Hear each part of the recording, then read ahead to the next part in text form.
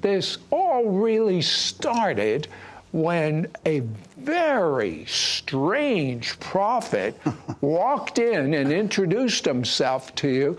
Tell me about that. Yes, strange indeed. His name was Bob Jones. He's with the Lord now. And many people know and love Bob Jones. He's impacted many lives over the last 40 years, but this was 35 years ago. I was 27 years old, pastoring a young adult church, just newly beginning it. We had about 500 young people in our church, and he came walking in as a total stranger. He's about 55 or 60 in overalls, wearing a winter coat, and it was about 70 degrees out. And told me, declared to me that he knew my future.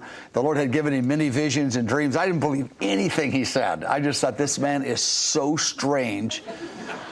And he said, what you're going to do is, he goes, you're going to be leading a ministry one day, 24 hours a day with singers and musicians. They're coming from all over the world, young and old. And you're going to go 24 hours a day because God is calling a prayer movement, a worship movement to be combined together. It's going to go across the earth. And I don't mean my deal is going to go across the earth, but he's going to do it sovereignly, and we're going to be a catalytic, we're going to have a catalytic part of this, as many other places will as well.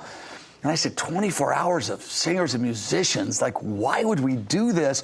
He goes, because the greatest revival in history is yet ahead of us, and the salvation of Israel, and the Lord is going to raise up this mighty prayer movement in the earth. Anyway, that was 35 years ago.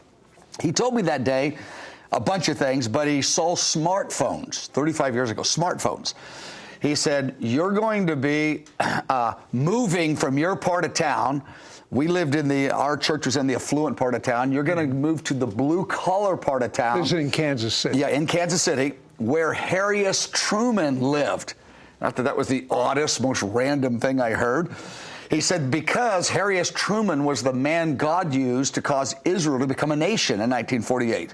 Right. And I thought, I kind of knew that, but not really. And he said, you're going to move on his property, and it will be a sign and a wonder, because these thousands of singers and musicians, they're going to be spiritual intercessors for Israel, like Harry S. Truman was a political intercessor for Israel in the fact that he was used politically for Israel to become a nation. That made no sense to me at all. He said, this is 35 years ago now, my first meeting with him, and I don't believe a word he says, just so you know. Okay. And for the record. Just for the record. Although I'm really wrong, and he was really right, for the record. And so he said, I saw them all over Asia in the rice paddies in Asia, with unplugged TV sets in their hands. He was seeing smartphones. And they're watching the singers and musicians on Harry S. Truman's property all over Asia. They're watching them live. I said, get this man out of my office.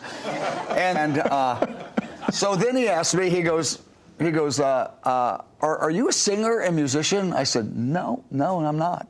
He goes, I thought you would have been. Again, 35 years ago. He goes, do you pray for Israel? I go, never.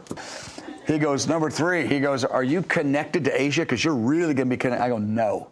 He goes, so you know nothing what I'm telling you. I go, nothing. Then he said, the Lord told me you'd be dull. I didn't think you'd be this dull.